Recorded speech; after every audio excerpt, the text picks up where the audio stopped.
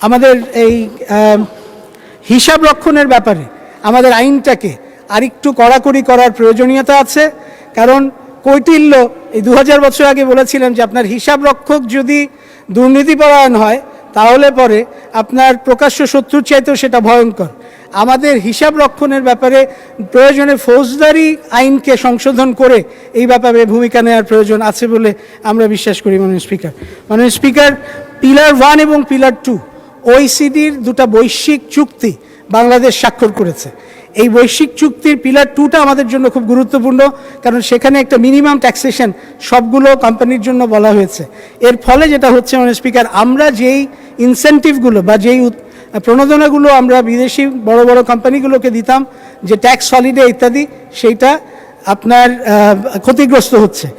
আমরা এখন আমাদের মাননীয় অর্থমন্ত্রীর যেটা বলেছেন যে উদ্ভাবনী শক্তির মাধ্যমে তিনি কিছু অর্থনৈতিক নতুন দিগন্ত চালু করতে চান, তা আমার মনে হয় সেখানে ক্যাশ ক্রেডিট, ট্যাক্স ক্রেডিট কিংবা R&D সাপোর্ট, ট্রেনিং সাবসিডিজ, এগুলো যদি আমরা দিতে পারি, ইনশাল্লাহ আমাদের এখানে এই দেশে অবশ্যই আমাদের সে বিদেশি বিনিয়োগ যথেষ্টভাবে আসবে। সর্বশেষে আর দুটো কথা বলছি মাননীয় স্পিকার। আমি ইসলামিক ডেভেলপমেন্ট ব্যাংকের আইনজীবী ছিলাম। ইসলামিক ফাইন্যান্সের উপরে আমার বিশ্বাস অনেক বেশি।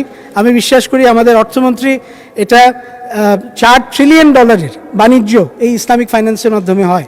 কাজে এটার ব্যাপারে যদি আমরা একটু মনোযোগী হই, 1981 সালে শহীদ প্রেসিডেন্ট জিয়াউর রহমান মক্কা কনফারেন্সে এই ইসলামিক ব্যাংকিংয়ের ব্যাপারে যথেষ্ট উৎসাহ দিয়েছিলেন এবং তার ফলশ্রুতিতেই বাংলাদেশে ইসলামিক ব্যাংকিং হয়েছিল।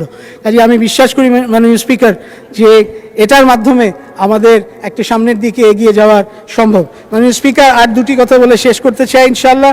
একটি হচ্ছে যে সামাজিক সুরক্ষা, বাংলাদেশ কল্যাণমূলক রাষ্ট্রের দিকে এগিয়ে যাচ্ছে, এটা এই বাজেট দেখলেই বোঝা যায়।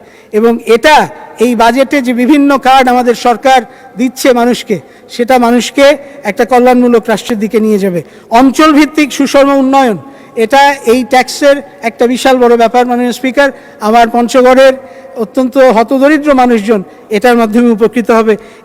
এই আমাদের বাজেটে আরও অনেক কিছু ছিল, ডিরেগুলেশন, প্রোগ্রেসিভ ট্যাক্স, সেগুলো নিয়ে বন্ডেড ওয়্যারহাউস যেটা এখন সবার জন্য দেয়া হয়েছে। এর চেয়ে বেশি আর বলতে পারছি না মাননীয় স্পিকার, ভবিষ্যতে আবার বলবো ইনশাল্লাহ। আপনাকে অনেক অনেক অনেক ধন্যবাদ।